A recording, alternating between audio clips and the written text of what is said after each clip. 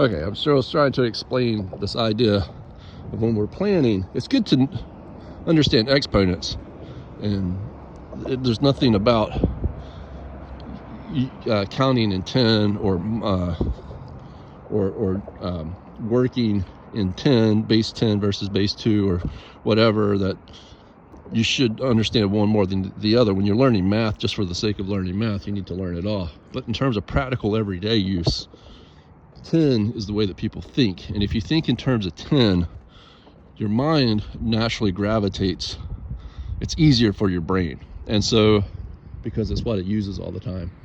And it requires less steps. So if you think about how to go from, like, say, 1, or like if we're going to talk about in terms of money, it doesn't have to be money, it can be anything, but money, specifically money, because that's our in fact, the US dollar was the first currency in the history of the world to use a decimal system, which a decimal system for us is units of 10. So when you go to the right of the decimal, you're going down by powers of 10, and when you go up, you're going up by powers of 10 or multiples of 10.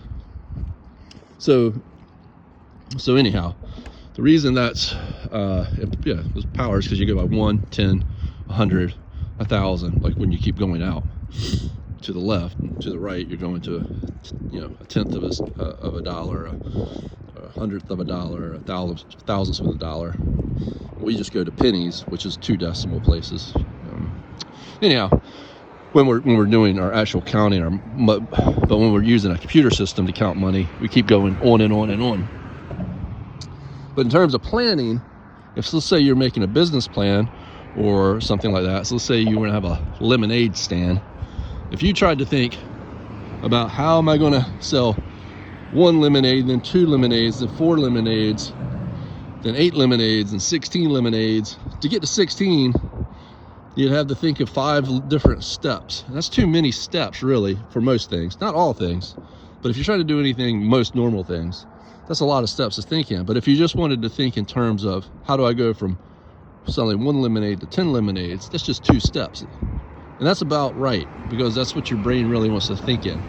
So when you're planning things, unless there's something very specific or about it, like it's a collectible where there's only a few of them in existence or something like that, most everything when you're planning, like if you're planning a farm or you're planning a business, you're going to sell something or you're going to invest in something, you'll make it easy on yourself and on other people who are trying to understand it if you kind of keep things in stages of 10.